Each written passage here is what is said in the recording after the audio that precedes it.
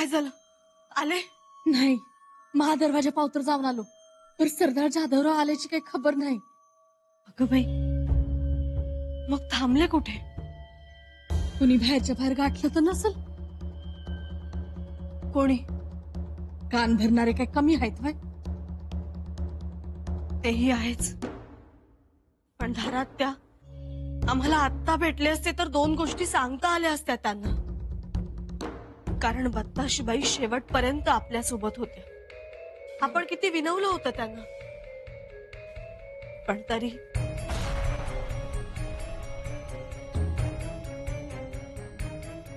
दरबाराची वेळ झाली. दरबार सुरू होईल आता. चल जाऊया. चल.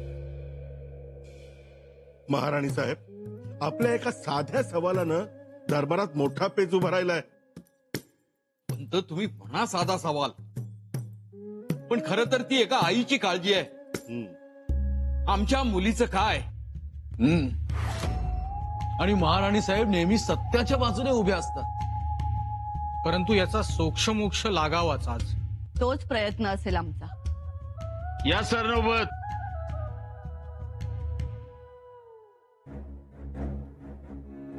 बरं का फिरंगोजी बाबा, हे खटले बिटल्याचं म्हणलं ना का माझ्या हातच बांधल्यासारखं होत्या. तुम्हाला सारखे हातात तलवारच पाहिजे तर हे सुधिक महत्वाचं आहे. सरनोबत, अहो शंभूराजाच्या आयुष्याचा प्रश्न आहे इथं.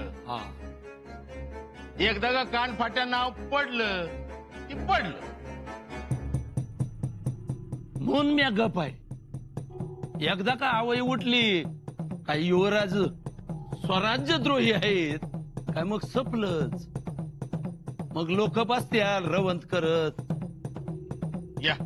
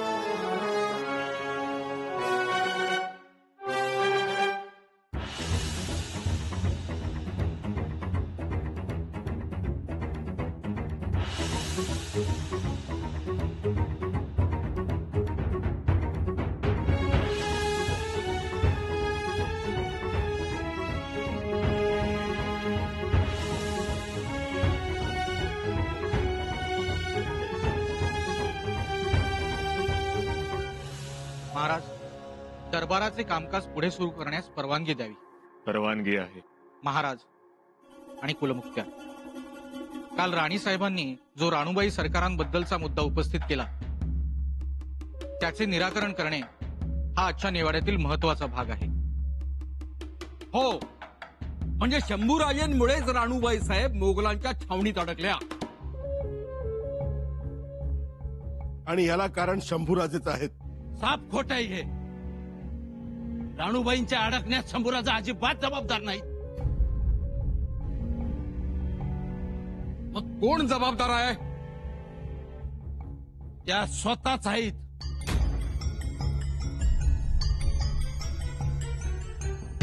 महाराज, खरं म्हणजे युवराजांनी तिकडे जाऊ नये, कृष्णा नदी ओलांडू नये म्हणून राणूबाईंनी विरोध केला. मी बघत होतो समज. युवराजांनी कृष्णा नदी ओलांडली. ओलांडून ओरडून सांगितलं राणूबाईसने घरी जा म्हणून. त्या गेल्या नाहीत. त्या त्यांच्या माग दिलेर खानाच्या छावणीत गेल्या. त्या स्वतःच्या मर्जीनं गेल्या. स्वतःच्या मर्जीनं गेल्या, पण कोणासाठी गेल्या? शंभूराजांसाठीच गेल्या. जर हेच गेले नसते दिलेर खानाच्या गोटात तर त्या तरी का गेल्या असत्या? महाराज, एका अर्थाने शंभूराजे जबाबदार ठरतात. कसं जबाबदार ठरत्यात? त्यांनी कुठं अडवून ठेवलं होतं राणूबाईसने? महाराज, याबद्दल आम्हाला बहिर्जी नाईकांबद्दल सरनोबतांनी खुलासा द्यावा असं वाटतं. विचारा काय विचारायचंय ते विचारा. महाराजांनी जेव्हा बहिर्जींना तळावर पाठवलं होतं तेव्हा शंभूराजेंची राणूबाई सरकारांबद्दलची काय भूमिका होती, स्पष्ट खुलासा करावा. महाराज, मोठ्या शेतापीनं ते दिलेर खानाच्या छावणीत गेले.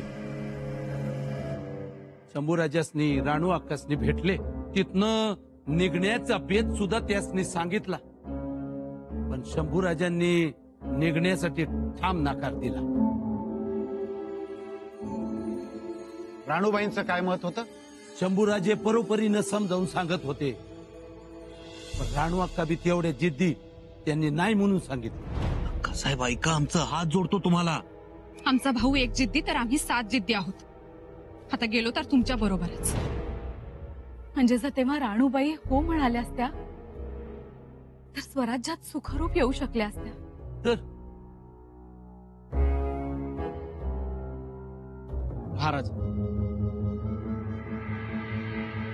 राणूबाई साहेबांचे यजमान कृष्णाजी जाधवराव आलेत.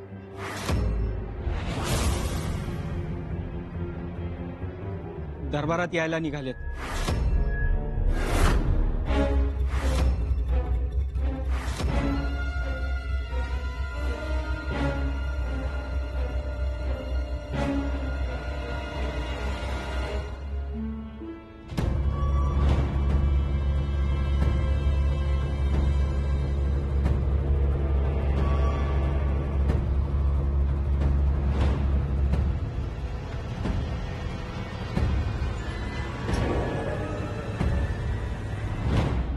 सुखी भव, यशस्वी भव. जाधवराव, दरबारात आपलं स्वागत आहे. वरल्या दरबारात आलोय, दुधात मिठाचा खडा पडल्यासारखं नाही ना झालं? नाही, या ना.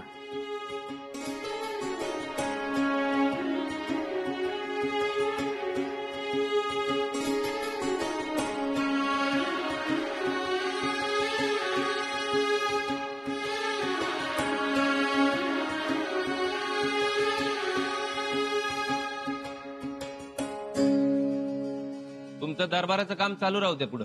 दरबाराचं काम चालूच राहील, पण तुमच्या येण्याने आता वेग येईल. म्हणजे आमच्या ध्यानात नाही आलं काय म्हणताय?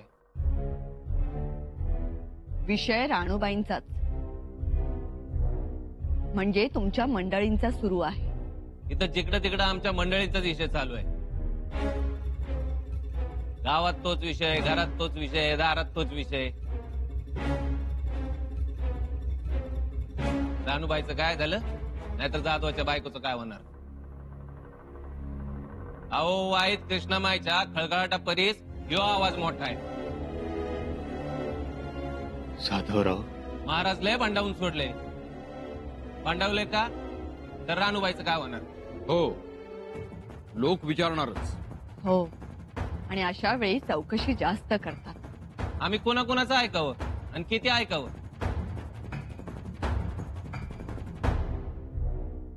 इथं पाहुणाऱ्यांनी नाकात दम करून सोडलाय. काय बोलायचं आता? बोला जाधवराव, निर्धास्त बोला. हो हो, आपण बोलावं. महाराज, इथं दरबारात बोलायला नको, उगाच माझ्या तोंडून नको. जाधवराव, निर्धास्त बोला. इथे सगळे आपलेच आहेत. भोसल्यांचं कुटुंब आणि स्वराज्य हे काही वेगळे नाही. काय सोयरा राणीचा?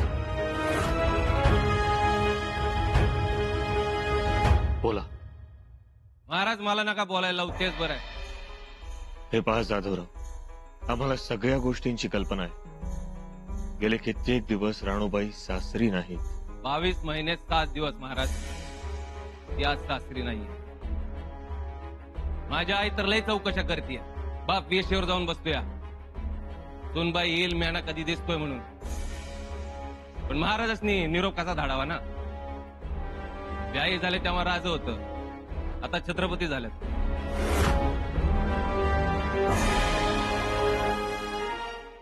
मग बापू जाऊन बसतोय परत ओसरीला. या सगळ्यासाठी आम्ही दिलगीर आहोत. आम्हाला माफ करा. आणि महाराज ते कशासाठी? असं काय म्हणू नका. आणि म्हणून तरी काय होणार? पण खरं सांगायचं तर राणूबाईंची याच्यात चूक. अंबीर मामा, उगा काय बी म्हणू नका. कसली चूक?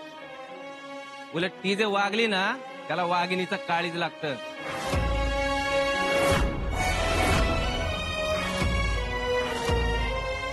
माझी बायको वाघीण आहे, वाघीण. आणि तेच सांगायला मी इथं आलोय.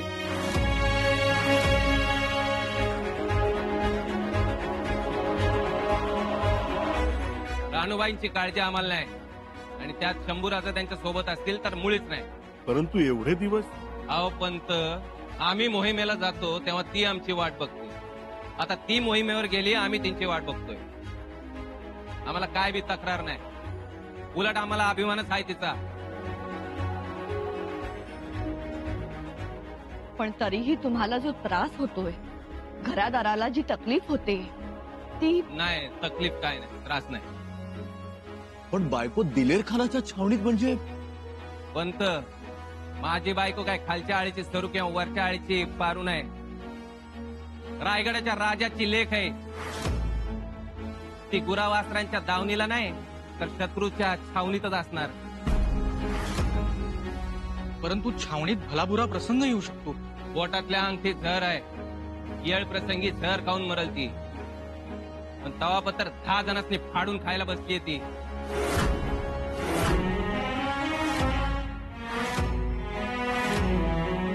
आमच्या जाधव घरात फक्त गडी माणूस तलवार घेऊन स्वराज्याची सेवा नाही करत, तर बायका पण तलवार घेऊन सेवा करायला पुढे असतात.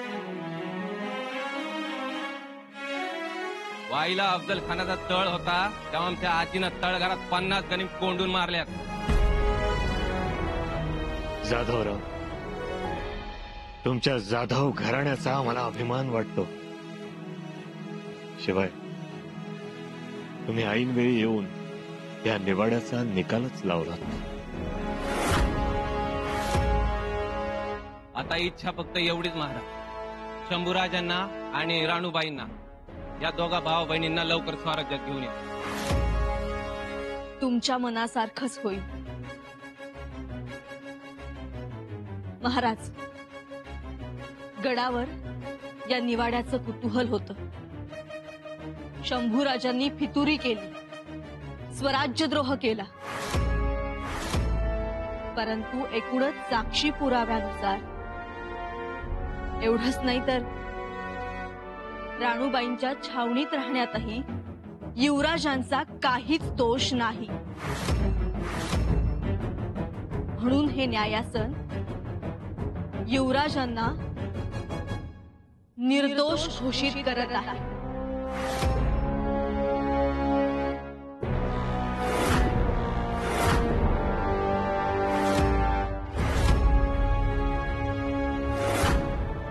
जगदम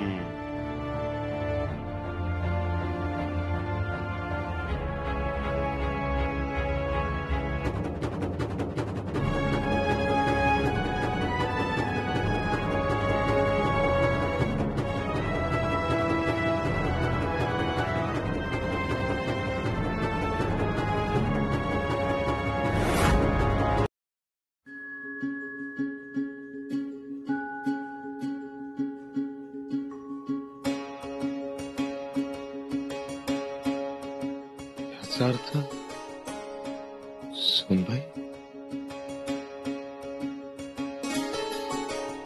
सुनबाई आले. जी महाराज. सुनबाई,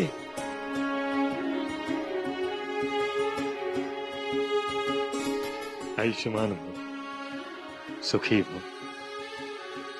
तुमचं महाली येणं झालं आणि ओळखलंच. निवाड्याच्या काळात आमचं येणं झालं नाही.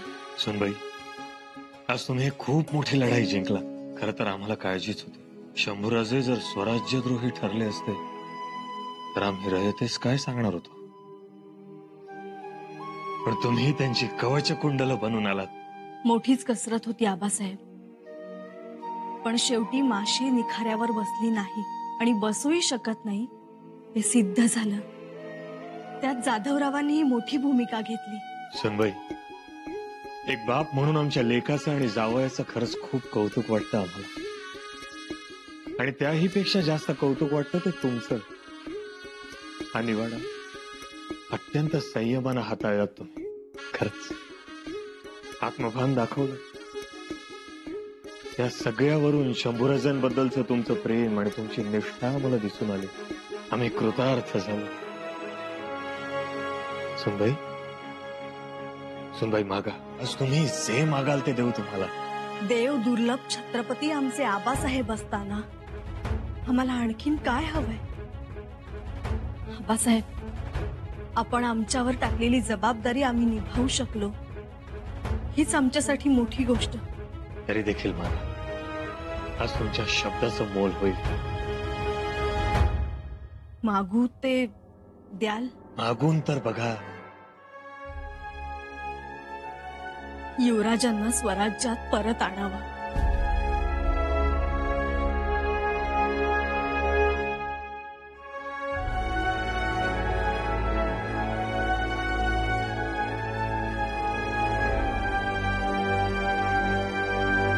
सुनबाई, युवराजांना आम्ही चुटकीसरशी स्वराज्यात पुन्हा आणू. पण त्या अगोदर शंभूराजांच्या मनात काय चाललंय हे जाणून घेतलं पाहिजे. आबासाहेब, आम्हाला दिलेर खानावर भरोसा नाही. उत्तर दिग्विजयाचं स्वप्न घेऊन युवराज मोगलांमध्ये मिसळले.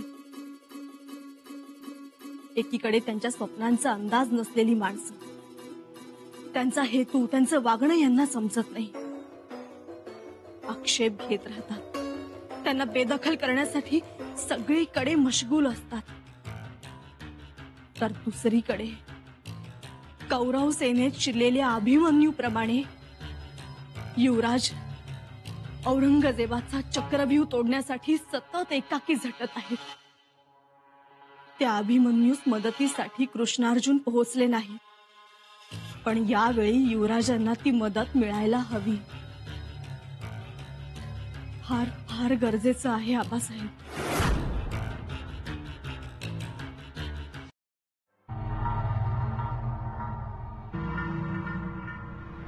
उफ मेरे खुदा, क्या होना था और क्या हो गया. हमारे तो सब किए कराए पर पानी फिर गया. मुल्ला अहमद. हुजूर, शांत हो जाइए. ये लीजिए और बताइए माजरा क्या है. माजरा ये है मुल्ला अहमद, किरायगढ़ में संभा के खिलाफ बगावत का मुकदमा चल रहा था और शिवाजी राजे ने उसे बेकसूर साबित करार दे दिया. या अल्लाह, हुजूर ये कैसे मुमकिन है. एक तो शंभू राजे जब से मुगल छावनी में आए हैं, ये बात शिवाजी राजे को पसंद नहीं है. और दूसरी बात, भोपालगढ़ जैसे अहम किले को शंभू राजे ने हमें नजराने के तौर पर पेश किया है हमारे साथ दोस्ती निभाने के लिए. फिर भी शंभू राजे को बेकसूर करार कैसे दिया गया. बागी बेटे को बेकसूर साबित करार देना, कहीं इसमें शिवाजी राजे की कोई चाल तो नहीं. सही फरमाया हुजूर आपने. जरूर इन दोनों की इसमें कोई चाल होगी. और अब इस शंभू राजे के हौसले और बुलंद हो जाएंगे जब उन्हें ये पता चलेगा कि स्वराज में उन्हें बेकसूर करार दिया गया है. और फिर शंभू राजे हमारे काबू भी नहीं रहेगा. लेकिन मुल्ला अहमद, जब तक शिवाजी राजे संभा को बागी साबित करार नहीं दे देता, तब तक हम उसकी मुलाकात शहजादे से हरगिज हरगिज नहीं कराएंगे. हुजूर, आपकी ये बात तो ठीक है, लेकिन शंभू राजे मानेगा नहीं. तुम फिक्र मत करो मुल्ला अहमद, हम संभा से ऐसा काम कराएंगे कि स्वराज्य के रास्ते तो क्या, एक सुराख तक नहीं बचेगा वापस लौटने के लिए उसको. और फिर स्वराज्य के खिलाफ एक और जंग, और संभा का नाम स्वराज्य से हमेशा हमेशा के लिए मिट जाएगा.